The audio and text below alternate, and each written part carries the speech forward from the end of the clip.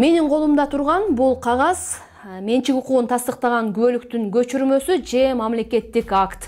Эгер жер сатып алсаңыз, сизге ушундай документ мамлекеттик каттоо кызматы тарабынан берилет. Бул документти алгандан кийин мен менчигимди каалагандай иштете алам деп ишенесизби? Мен ишенбейм. Эмнеге? Аны мен Кенжебек Маматсадыкова алдыда бир мисал менен айтып берем. Аягына чейин көрүңүз. Мындай учурда мен ачык эле айтам, мэриянын ошол убактагы тиешелүү жетекчилери алдын ала билип туруп эле ошо мүлктүн ээлерин алдап коюшканда. Эмне үчүн сатылып алынган? Ал эмне үчүн эсепке керек алынган эмес? болгон үчүн да сатып алганда керек болгон үчүн ошо мезгилде. Керек болсо анда ал кагазга жазылыш керек эле. Жол качан ишке ашат, аны биз так кесе айта албайбыз.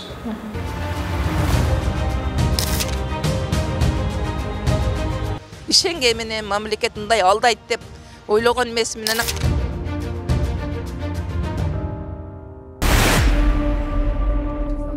Ошо Алимбай баш болгон, Алтынбек Пирматовдор баш болгондор келип суранганда, ана макул болуп, ана ушул жерге мен ага алмаштырууга макул болгонмун. Рыспай Абдыкадыров көчөсү же Оштогу азыркы футбол академиясынын ордунда 2014-жылга чейин Замира Турдумаматованын 947 сотық менчик жери болгон. Ишкер айым аталган тилкеге жайкы кафе салып жаткан Ошко FIFA футбол академиясын курат деген жүйө менен жергиликтүү бийлик жер алмаштырууну сунуштап, ага Турдумаматова макулдук берген. Ошентип Ленин көчөсү 191 дарегиндеги 837 сотық, Төрөбек Абакир уулу көчөсүнөн 2 сотық жер ишкердин менчигине өткөн. Бирок ишкер Ленин көчөсүндөгү менчик жерини ээлик кыла албай келүүдө. 21-жылы кайрылдым. Ошону мен стройка курайын дедим эле. Анан эмне саласыз дедим. Мен айттым, мектеп курайын дедим эле. Кичинекей бир жеке мектеп курайын деп ойлодум эле деп. Киргенимде кийин анан ушул жерге уруксат, мэрия тарабынан уруксат берилбеди, архитектурага кайрылың деди. Архитектурага барсам, архитектор ал жерден жол түшөт. Мынандай пландар менен, мынанчы жылдан бери бул жерге жол түшөт деген проектте де пландоо менен каралган деп ошентип жооп беришти. Жок дегенде жеңил конструкция менен иштетишкен. Мен ушу коммерциялык точкамды ушунча жылдан бери иштете албай келип атам. Жок дегенде жолуңар чечилгечеңди жеңил конструкция тибинде дагы бир курулуш куруп иштеп турайын десем, ага да уруксат беришпеди. Ошону менен муну жерди 10 жылдан бери аты меники болуп турат, эч кандай иштете албайм, эч кандай пайда ала албайм.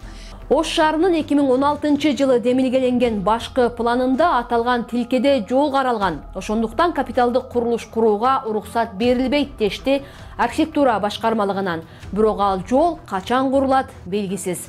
Бүгүн же эртең салабыз деген ал конкреттүү бир план, андай бир ал мамлекеттин финансы каражатына барып такалат. Бизде геймплан бул перспектива да, алдын ала ушундай жолдор жана башка эмелер каралат. Курулуштар боюнчачы. Биз ошо геймпланда жол деп көргөзүп, ал жерге биз бүгүндө эч нерсе бере албайбыз. Жол качан ишке ашат, аны биз так кесе айта албайбыз. Андай шартта убактылуу жеңил конструкциядагы курулуштурулган болобу? Эми аны ошо эженин дагы бир ошо тийиштүү мыйзамдар менен тактап коюш керек. Эгерде бир кепилдик кагаздары менен ошонун негизинде убактылуу объектилерди орнотууга деп туруп жеңил конструкциядан депчи. Аны атайын ошо нотариалдык кагаздар менен жердин менчик ээси катары аны карап тийиштүү эмесин алып барса болот. Кадастр мамлекеттик ишканасы аталган тилкеде 60-жылдардан бери жеке тараптардын менчигинде турак үй болгонун, убагында үй курууга уруксат берилгенин тастыкташты. Ушул жерде айта кетели, кадастрдын эсебинде тилкенин орду дагы деле турак жай багытында деп көрсөтүлүп турат. Аталган тилкени Ош мэриясынын муниципалдык менчик башкармалыгы жер алмаштыруудан 7 ай мурда жеке тараптан сатып алган экен. Тулёнов Азамат Полотбекович по доверенности продал, дейт, управление муниципальной собственности по доверенности купил, дейт, был участок-то. Так, был 26 мая 2014 года. 2014 жылдын 26 майында түзүлгөн куплеп сатуу алуу келишимдин негизинде. Жер канчага алынган? Имущество определено в размере 2 450 000. сомов. 2 миллионға сатып алып 2 миллион 450 миң. 100% бере алабыз, потому что biz на основании правоустанавливающего документа, правоудостоверяющий документ жасалат. Ош мэриясы жеке тарап эмес. Акчасы боло калса бош жерди сатып алып коеюн, кийин пайдасы тийип калбасын дей албайт.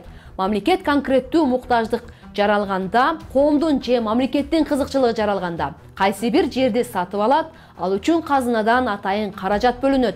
Мэрия эмнеге сатып алган? Эмне үчүн сатылып алынган? Ал эмне үчүн эсептелип керек алган болгон эмес? үчүн да сатып алганда керек болгон үчүн ошо мезгилде. Керек болсо анда ал кагазга жазылыш керек да, мондай зарылчылдык болуп атат, ошон үчүн жерди сатып алып атабыз деп. Мисалы, менин акчам болсо, мен жеке тарапмын, акчам болсо сатып алып коем, кийин кереги тийип калышы мүмкүн деп. Бирок мэрия деген даяр конкретный бир долбоор болгондон кийин аны жерди сатып алат да, жөндөн жөн эле акча акчам бар эле, муну сатып алып коеюн деп сатып албайт да жерди. Ооба да. Эми ал мезгил ушул мэрия жеке тараптан аймактык кеңештин имаратын куруу боюнча ушундай сатып алынган экен. Биз эми ал учурда иштегенче менде толук маалымат жок. Эми бизден азыр кадастрдан запрос кылып сурап атабыз документтерди. Келгенден кийин толук ошол жерде документи чагылдырылат да. Муниципалдык менчик башкармалыгынын өкүлдөрү жер сатып алуудагы негиздемени көрсөтө алышкан жок. Архитектура башкармалыгы болсо 2014-жылдары аймактык башкармалыктын имаратынын долбоорун жасоого мэриядан арыз түшпөгөнүн билдиришти. Муниципалдык менчик башкармалыгынын бөлүм башчысы Бакыт Жабыев учурда жеке тараптардан жер жол салуу үчүн гана алынып жаткандыгын белгиледи.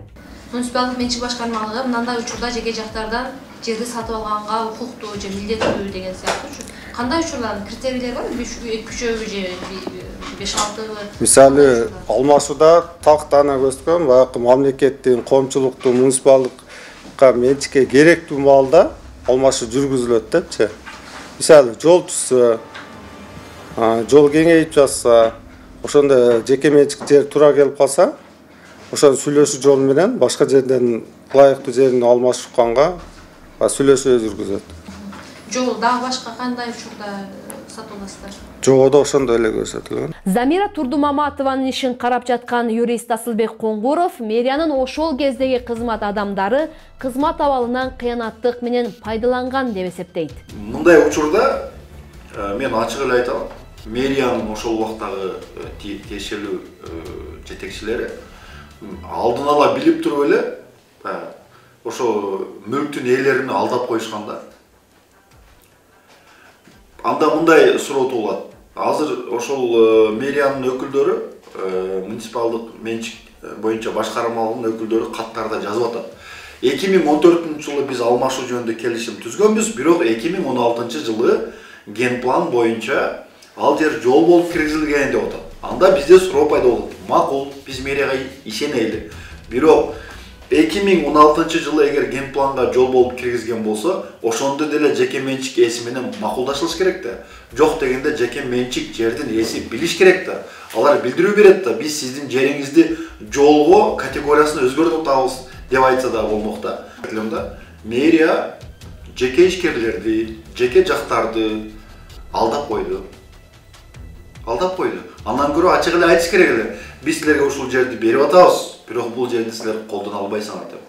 Кызыл китеби бар, бирок жери жок калган ишкер мэрияга бир канча жылдан бери кат жазып, жерди башка жерге алмаштырууну же бийликтин сатып алуусун суранып келет.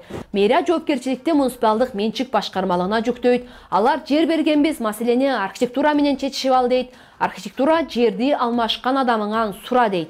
Кыскасы, ортодо футбол ойнолуп жаткандай. Бир-эки жерди сунуштаганбыз, бирок же мен ошо борбордук бөлүктө жайгашса, ошол жерге алмашам деп неме кылып атат. Кайсы жерден жер сунуштадыңыз? Мына шаардын чекелеринен алып сунуштаганбыз да, баягы аянттарынчы. Эми азыркы ого шаардык бюджеттен акча бөлүнүш керек да. Эми биз азыр шаардык бюджеттен неме кылабыз да, таасиринде. Ошого азыр бизге алмашууга деп быйылкыга акчаны карар элек да. Именно шаардын борборлук жерлери боюнчачы. Бирок тилекке каршы көп жылдан бери мен өзүм практикамда байкап атам.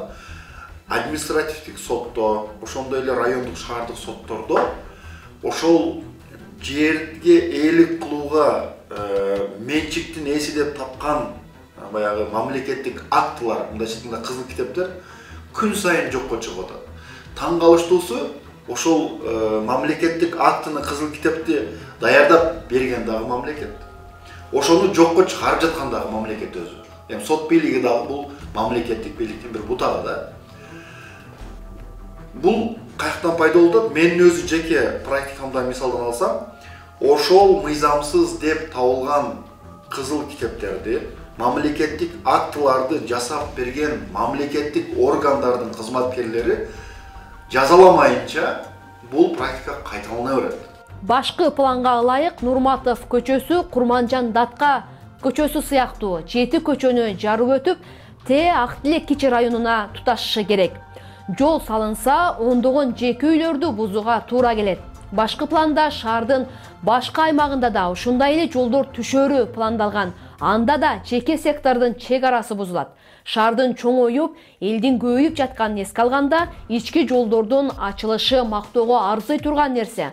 Бул азыр аябай зарыл болуп турат, бирок мамлекеттин мындай ийри долбоорунан карапайым эл, жерди мыйзамдуу сатып алган ишкерлер жабыр тартпаш керек. Анткени башкы план дыккат иштелип чыгыш үчүн убагында казынадан миллиондогон каражаттар бөлүнгөн. Адистер, мамлекет алешемдикке жол бербеш керек. Ишенген менен мамлекет мындай алдайт деп ойлогон эмесмин. Анан кызыл китеп болгон бул жердин ээси менмин деп ойлогонмун.